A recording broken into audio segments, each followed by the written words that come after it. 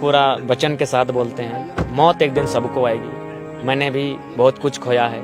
लोगों की अगर ये उम्मीदें हैं तो वचन देते हैं, धोखा शब्द हमारी डिक्शनरी में नहीं होगा। बिल्कुल उनके साथ है, मरना पड़े मर जाएंगे। क्योंकि पार्टी का विस्तार नहीं हो रहा, क्योंकि सभी पार्टी के पंचायत लेवल के उनके कार्यकर्ता होते हैं, जिला लेवल पे अध्यक्ष होते हैं, प्रखंड लेवल के अध्यक्ष होते हैं, लेकिन जेबी के एसएस का अभी तक कुछ भी नहीं हुआ है। दादा हम लोग कहने दीजिए, देखते हैं कलम चलता है कि नहीं चलता है। दीजिए हम लोग को सत्ता की चाबी, देखते हैं चलता है कि नहीं चलता है। क्या होगा, गोली चलेगी? अरे मरने के लिए एक दिन सब आया है, लेकिन हजारों लोगों को मुक्ति तो मिलेगा आपकी एक कलम से।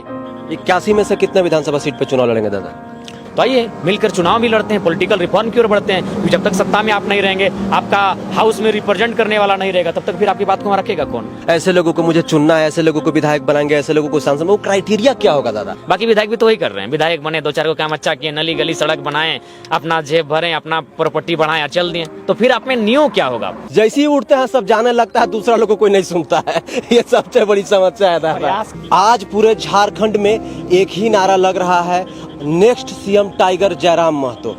जहां भी आप देखिए सोशल मीडिया पे, फेसबुक पे, यूट्यूब पे, इंस्टाग्राम पे, ट्विटर पे, इनके समर्थक लगातार एक ही बात कर रहे हैं कि नेक्स्ट सीएम जयराम महतो। तो हमारे साथ जयराम महतो जी मौजूद हैं, इनसे खास बातचीत करेंगे। दादा जोहार और स्वागत है। जोहार, आपका भी स्वागत करते हैं। लोकतंत्र के चौथे स्तंभ का जो आंदोलन में बहुत बड़ी भूमिका रही है, हम लोग को आज यहाँ तक लाए हैं, हमारी विचारधारा को जन जन तक पहुँचाएं, उसमें आपका बहुत बड़ा भूमिका है। तमाम लोकतंत्र के मीडिया स्तंभ का हम बहुत बहुत धन्यवाद देते हैं। तो आज जो हजारीबाग में प्रोग्राम था बदलाव संकल्प महासभा का, तो इसमें लगातार आप 3 घंटा भाषण दिए दादा। तो इतना एनर्जी कहाँ से लाते हैं? सबसे पहले तो ये बात है, हम लोग थके खड़ा खड़ा, लेकिन आप नहीं थके। देखिए किसी का कुछ होता है ना, नेचुरल होता है। जैसे कि मान के चलिए आप बात कीजिए, अगर आप बात करते हैं हाई जंप की, तो बहुत सारे लोग 4 फीट नहीं हाई जंप कर पाते हैं, लेकिन वर्ल्ड रिकॉर्ड है आपका 8 फीट का।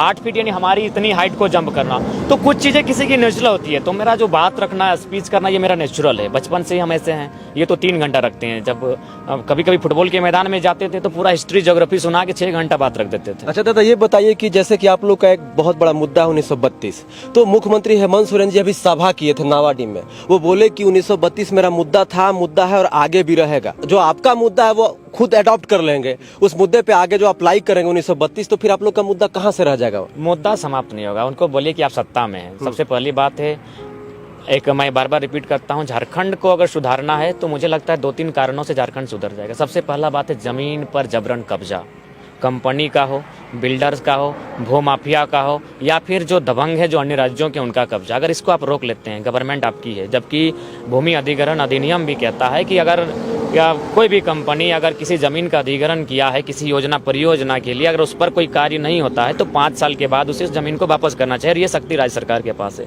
तो सबसे पहले राज्य सरकार एचईसी की जमीन को खाली करे। एचईसी बहुत बड़ा जमीन है, आप देख सकते हैं, वो रेतों की जमीन हो, विस्थापितों की जमीन, उन्हें वापस कर दे। वहाँ कोई भी काम नहीं हो रहा है। उसे आप स्मार्ट सिटी के लिए नहीं दिए हैं, ना वहाँ फ्लैट बनाने के लिए दिए हैं, ना उसको किसी भी प्रकार से क्रिकेट का स्टेडियम बनाने के लिए दिए हैं। वो हमारा खेत है, जिस खेत पर हमारे पूर्वज सदियों से खेती करते थे। तो गवर्नमेंट की शक्ति है, आप वापस कीजिए। आप वापस कीजिए सिंदरी का वो मैदान जिसमें हम लोग सभा किए थे, वो रैयतों की है। आप भाषण दे रहे हैं, आपके पास सत्ता है, हम लोग कहने दीजिए, देखते हैं कलम चलता है कि नहीं चलता है। दीजिए हम लोग को सत्ता की चाबी, देखते हैं चलता है कि नहीं चलता है। क्या होगा, गोली चलेगी? अरे मरने के लिए एक दिन सब आया है, लेकिन हजारों लोगों को मुक्ति तो मिलेगा आपकी एक कलम से। हजारों लोगों को मुक्ति मिलेगा। सिंदरी का विशाल मैदान आज खाली पड़ा है, वो भी इंसाफ मांग रहा है कि हमसे एफसीआई ने यह कर लिया था यहाँ उद्योग की स्थापना होगी, आज ये खाली है। किसानों से जबरन लिया गया है, आज उनकी सुध लेने वाला कोई नहीं है, आज वो वहाँ मजदूर नहीं बन पाता है। तो दे दीजिए, एक कलम चलाइए, अपनी शक्ति का प्रयोग कीजिए, भूमि अधिग्रहण कानून अधिनियम का हवाला देते हुए सीधे जमीन वापस कीजिए। दादा ये बताइए कि प्रथम महाधिवेशन बलियापुर में 17 जून को हुआ था, ठीक लगभग 1 महीना बाद जो हजारीबाग में महासभा हुआ, लेकिन इस बीच में जो है वहाँ पर पार्टी का गठन हो गया, लेकिन पार्टी का विस्तार नहीं हो रहा, क्योंकि सभी पार्टी के पंचायत लेवल के उनके कार्यकर्ता होते हैं, जिला लेवल पे अध्यक्ष होते हैं, प्रखंड लेवल के अध्यक्ष होते हैं, लेकिन जेबी के एसएस का अभी तक कुछ भी नहीं हुआ है दादा। तो ये तो फिर आगे मुश्किल होगा। संयोजक मंडली बनी है और संयोजक मंडली के माध्यम से हम लोग लोकसभा तक ट्राई करेंगे। देखिए आज की डेट में अगर पद दे देते हैं तो हो सके पद बनने के बाद उसकी क्या स्थिति होगी। हर कोई तो जयराम महतो जैसा नहीं है,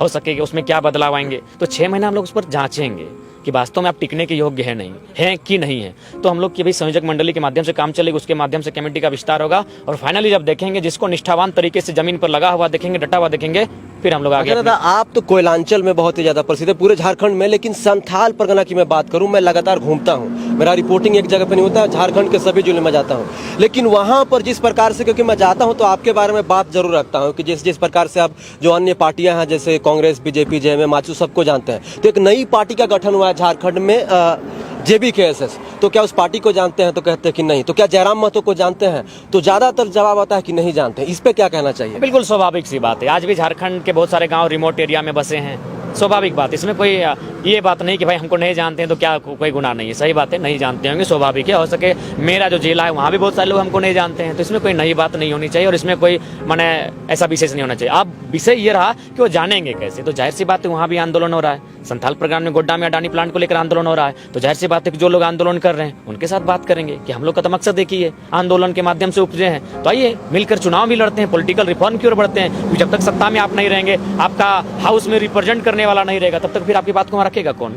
तो तमाम जो भी लोग आंदोलन कर रहे हैं, लातेहार में लोग आंदोलन कर रहे हैं, सिमडेगा के क्षेत्रों में वहाँ भी जो आपका खनन है उसको लेकर आंदोलन कर रहे हैं, तो तमाम जहाँ जहाँ लोग आंदोलन कर रहे हैं उनके साथ हमारी। सबसे ज्यादा पूछा जाने वाला सवाल यह है दादा कि मेरे चैनल पे या जितने भी चैनल है जो भी झारखंड में आपके खबर को चलाते हैं, सभी खबर पे एक कमेंट जरूर आता है, next CM tiger Jairam Mahto. तो आप अपने आप को कहाँ देखते हैं? क्योंकि हेमंत सोरेन जो है गुरुजी का बेटा है, उनके पास चुनाव आएगा तो कहने को बहुत कुछ होगा, अपने काम गिनाने को बहुत कुछ होगा, लेकिन जयराम महतो क्या काम गिनाएंगे?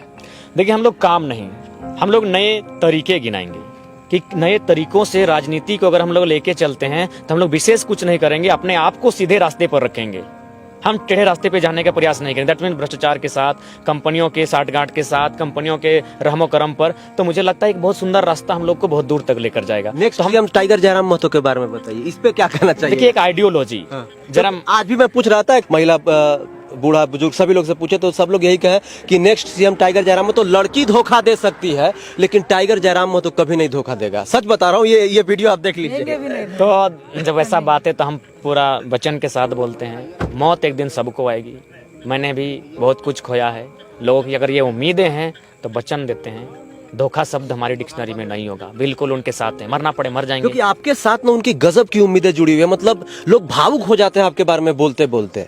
नहीं स्वाभाविक है, और उसका हम लोग दिखा चुके हैं, छोटा भाई का विवाह कर दिए हैं, रीजन यही कि हम लोग भी बहुत बड़ा परित्याग और बहुत बड़ा संकल्प लेकर ही निकले हैं, तो निश्चय ही किसी भी प्रकार से हम लोग समझौता नहीं करेंगे। ये लड़ाई जिसको हम लोग छेड़े हैं, इसको मंजिल तक ले जाने के लिए हम लोग प्रतिबद्ध हैं। अब मंजिल के बीच अगर हम ना रहें तो ये अलग बात है। अच्छा दादा, एक लास्ट सवाल ये है कि जिस प्रकार से बाहरी भीतरी का बात चलता है, लोग आपको भी बोलते हैं, इल्जाम भी लगाते हैं, तो जिस प्रकार से मान लीजिए कि जो पूरी तरीके से समर्पित कर दिया है, झारखंड का ही हो गया, उसका दूसरा कोई कहीं पर भी कोई लिंक नहीं, जैसे बिहार में, महाराष्ट्र में, जहाँ का भी कोई हो, तो वैसे लोगों को आप क्या कहिएगा?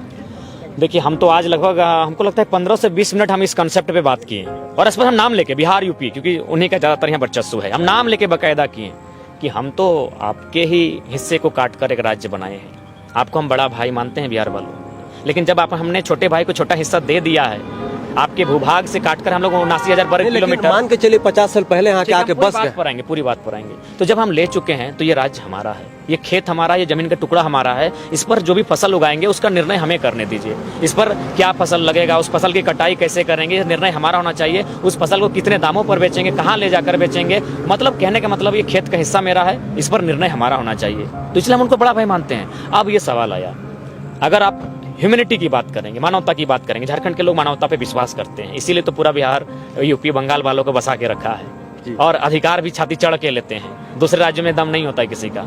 तो अगर ह्यूमैनिटी की बात करेंगे तो उस पर सोचेंगे कि आयोग का गठन होगा, और वो मुझे लगता है कि 5 सालों में तय हो जाएगा, 3 सालों में 4 सालों में ये तय हो जाएगा, और बाकायदा ऐसा है तो एक श्वेत पत्र जारी कीजिए कि भाई हम आज अमुक तिथि से झारखंड में निवास, उसका कुछ है ही नहीं बिहार में या यूपी में, पूर्ण रूप से झारखंड में पूरा परिवार, पूरा मतलब 5 पुसुत से यहाँ पे रह रहा है, तो फिर उसको आप कैसे कीजिएगा?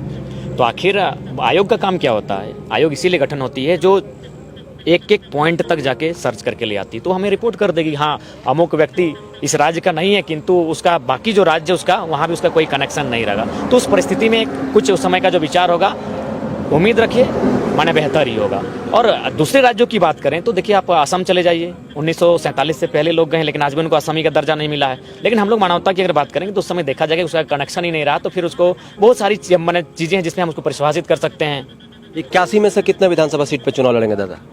देखिए बहुमत पे लड़ेंगे, अगर आप बहुमत में नहीं लड़ेंगे तो लोग तो सवाल करेंगे फिर लड़ना क्यों लड़ना? हाँ लड़ना क्यों, बहुमत पे लड़ेंगे। तो आपको क्या लगता है, अभी आप एक टारगेट की, जिस प्रकार से आपके सभा में भीड़ हो रही है, लाखों की संख्या में लोग आ रहे हैं, बलियापुर उसका एग्जाम्पल रहा, उसका ठीक दूसरा एग्जाम्पल रहा हजारीबाग गांधी मैदान, और तमाम वर्ग के लोग आए हुए थे, तो फिर आप प्लान बनाए होंगे ना कि मुझे ऐसे लोगों को सीट देना है, ऐसे लोगों को मुझे चुनना है, ऐसे लोगों को विधायक बनाएंगे, ऐसे लोगों को सांसद, वो क्राइटेरिया क्या होगा दादा? देखिए, सबसे पहले क्राइटेरिया है कि जो आंदोलन में रहे हैं, लोगों के मुद्दों के साथ रहे हैं, लोगों के बीच उनकी एक अपनी निजी पेठ भी है। दूसरी बात, शैक्षणिक योग्यता होनी चाहिए। खास बात, बदलने का स्वभाव नहीं होना चाहिए, हवाओं की तरह, मौसम की तरह ना बदले। और सबसे इम्पोर्टेंट, डेयरिंग होना चाहिए, क्योंकि केवल अगर रोजगार की बात होती, सबसे पहला बात है, यहाँ अगर आप ये 3rd 4th ग्रेड की नौकरी में किसी को इंटरेस्टेड नहीं है, यहाँ मुद्दा तब भयानक होगा जब आप एनटीपीसी के सामने आंख मिलाने जाएंगे, जब टाटा के सामने आप सवाल करने जाएंगे, जब आप डीवीसी प्लांट में जाएंगे, जब आप कोयला खदानों में माफियाओं के बीच जाएंगे, तब सबसे बड़ी समस्या आएंगी। तो उस समय आपका डेयरिंग होना चाहिए, नहीं तो फिर आप विधायक बन के क्या करेंगे? बाकी विधायक भी तो वही कर रहे हैं, विधायक बने, 2-4 को काम अच्छा किए, नली गली सड़क बनाएं, अपना जेब भरें, अपना प्रॉपर्टी बढ़ाएं, चल दिए। तो फिर आप में न्यू क्या होगा? आप में न्यू होना चाहिए कि भाई साहस होना चाहिए, आप हिम्मत के साथ उनका मुकाबला कर पाएं। जैसे सुनील महतो, आज जाके देखिएगा, उस परिवार धराशायी हो चुका है, एक संसद का परिवार आज धराशायी हो चुका है, क्योंकि उसमें हिम्मत था, उसने गोली खाया, किसके लिए? अपने लोगों के लिए।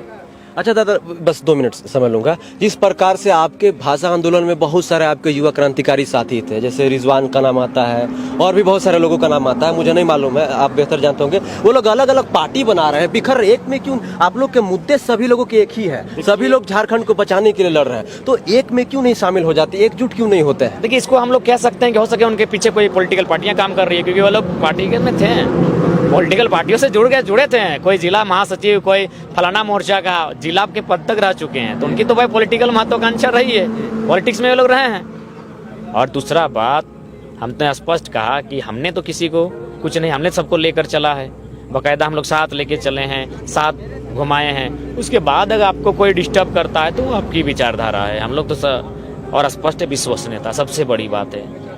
चलिए, शुक्रिया दादा बातचीत करने के लिए। हमारे साथ टाइगर जयराम महतो मौजूद थे, JBKSS के अध्यक्ष हैं, और इनकी सभाओं में जो है लाखों की संख्या में भीड़ उमड़ रही है, हर वर्ग के लोग आ रहे हैं, और दादा बेबाकी तरीके से जिस प्रकार से अपनी बातों को रखते हैं, आप सोचिए कि लगातार 3 घंटा भाषण देते हैं। भाषण जब देते हैं तो लोग सुनते भी हैं। मैं मोदी जी की रैली में गया हूं, मैं हेमंत सोरेन जी की रैली में गया हूं, मैं अमित शाह जी की रैली में गया हूं, JP नड्डा जी की रैली में गया हूं, राहुल गांधी जी की रैली में गया हूं। 20 मिनट के बाद सबके अंदर ना खलबली मच जाती है और तितिर बितिर होने लगते हैं। लेकिन दादा के सभा में ऐसा टॉनिक पिलाते हैं, कोल्ड ड्रिंक पिलाते हैं, क्या खिलाते हैं तो दादा ही बेहतर जानते होंगे। जो आके बैठता है सब, जब तक भाषण देके उठते नहीं है तब तो कोई उठता नहीं है। लेकिन एक ये भी बात है, जैसे ही उठते हैं सब जाने लगता है, दूसरा लोग को कोई नहीं सुनता है। ये सबसे बड़ी समस्या है दादा। प्रयास करेंगे कि आगे समय की कटौती करेंगे जी।